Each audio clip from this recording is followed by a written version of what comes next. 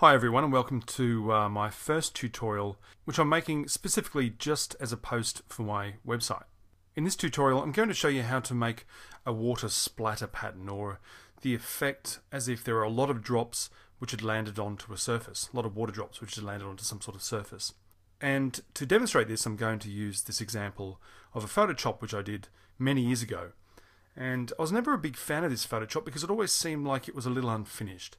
The idea is you have this man who is obviously dried up or was abandoned or has been broken somehow, like a piece of wood. And suddenly out of him, out of one of the cracks on his body, is this plant, this life, which is coming into being. And I thought it looked okay, however, it just seemed a little unfinished. Basically, it seemed to me like I needed a reason why this plant was suddenly coming to life.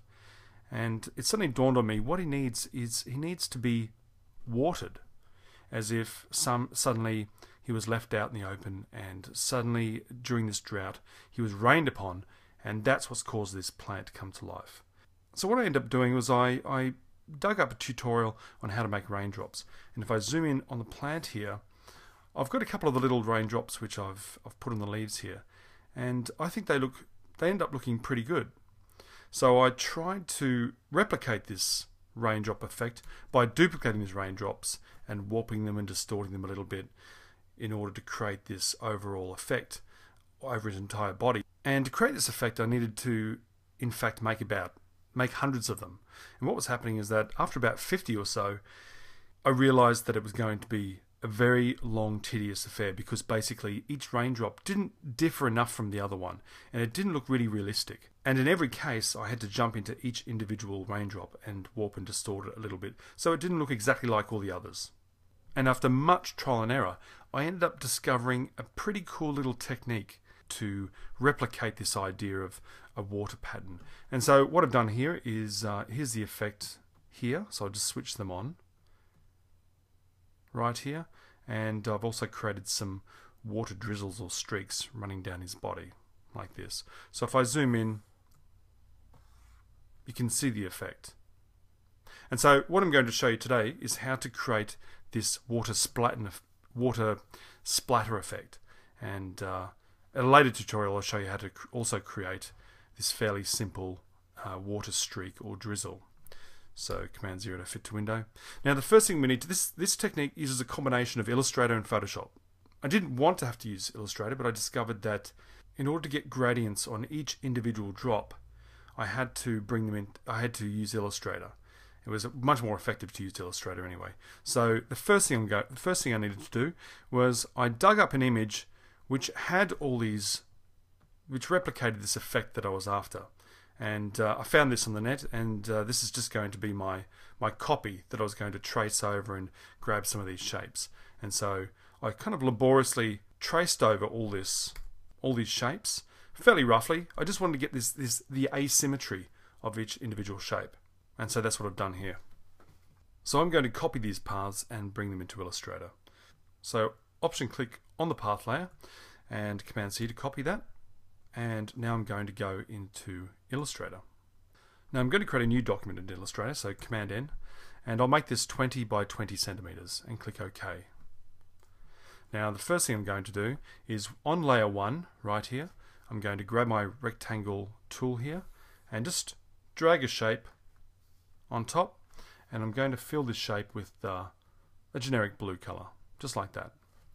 And I'm going to lock this layer here so I don't move it around, because I only want this layer just so I can see what I'm doing on top of it. I'm going to click my new layer icon to create a new layer, and Command V to paste my paths onto this layer. It's Command minus just to zoom out a little bit.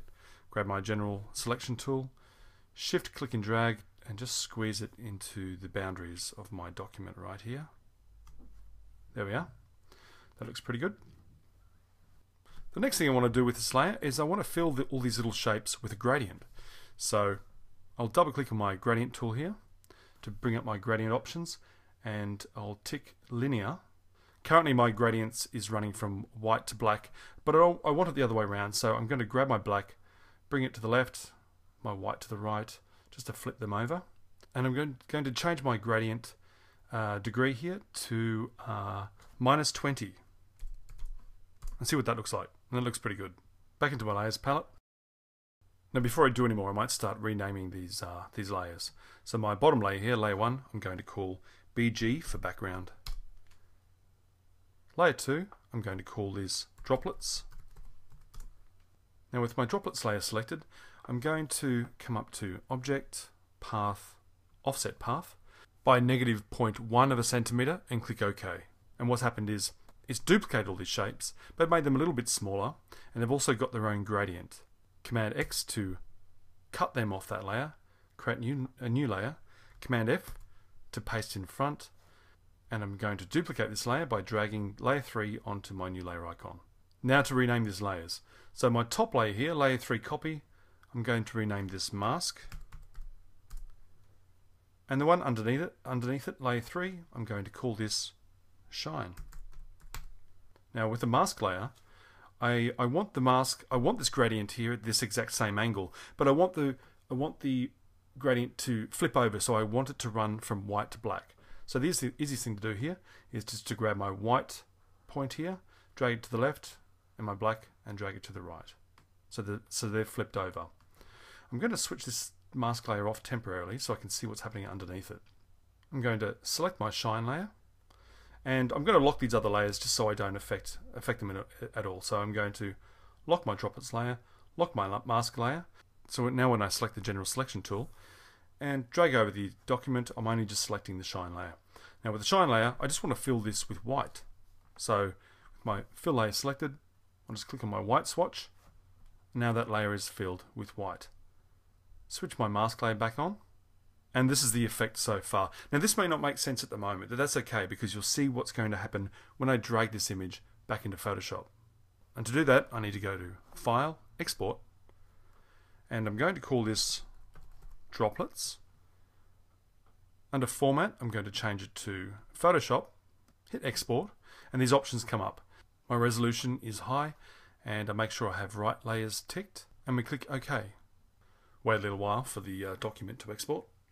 Now we don't need this illustrated document just for now, so I'm just going to hide it.